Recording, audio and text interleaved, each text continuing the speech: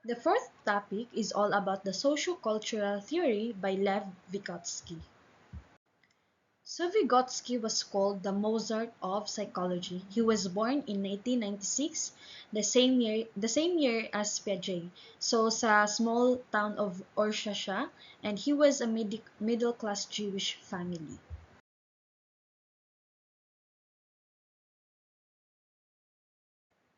The theory's principles and concepts is that the children construct their own knowledge, the learning is mediated, the language plays a central role in mental development, learning appears twice, and development cannot be separated from its social context. May tinatawag tayong zone of proximal development. Ito yung difference ng ano yung magagawa ng bata nang siya lang mag-isa at ano yung magagawa ng bata kung meron siyang help from more knowledgeable other person. Ito yung tinatawag nating zone of proximal development. Dito natin nakikita kung ano ang potential ng bata nang may tulong ng more knowledgeable other kaysa sa independent nilang ginagawa ito.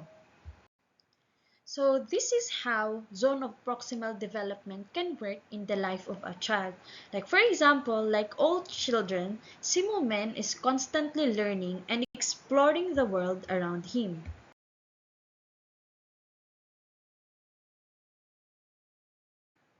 There is one game, however, that Mumain has never learned. It's a card game, what we call the Yu-Gi-Oh! So Mumen knows his brother plays it very well. So Mumen would like to learn, but it is unsure where to start. What Mumen did is he finally asked for his brother's Ali for help. So si Ali naman, nag-agree naman siya, and they began working with Mumen in learning the game of Yu-Gi-Oh! So si Mumen is learning in the region Vygotsky would call the zone of proximal development.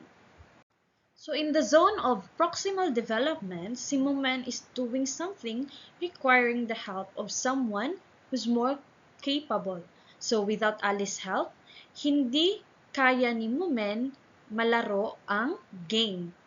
Eventually, Mumen will learn the game well enough to play the game by himself kasi natulungan naman siya ni Ali. So once ma-learn na naman ni Mumen yung Yu-Gi-Oh na game, so the skill moves out of the zone of proximal development region is added to all other games Mumen plays independently. So in time, Mumen becomes the more capable player and begins to teach his sister. So ano naman yung role ng teacher sa scaffolding?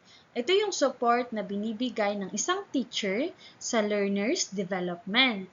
You have to provide support structures to get the next level or the next stage according to Vygotsky. So sabi niya that a knowledgeable participant can create by means of speech and supportive conditions in which the student can participate in and extend current skills and knowledge to a high level of competence. So in an educational context, however, ang yung scaffolding is an instructional structure whereby the teacher models the desired learning strategy or task and then gradually shifts responsibility to the students. Hinihinay-hinay mo ang estudyante.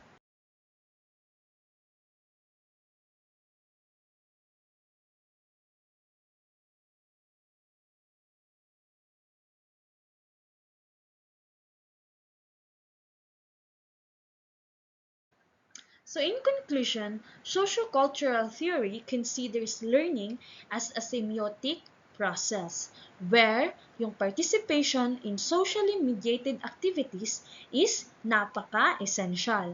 The theory regards instruction as crucial to cognitive development in the classroom. Instruction should be geared to the zone of proximal development that is beyond the learner's actual development level. So social instruction actually produces new, elaborate, advanced psychological process that are unavailable to the organism working in isolation.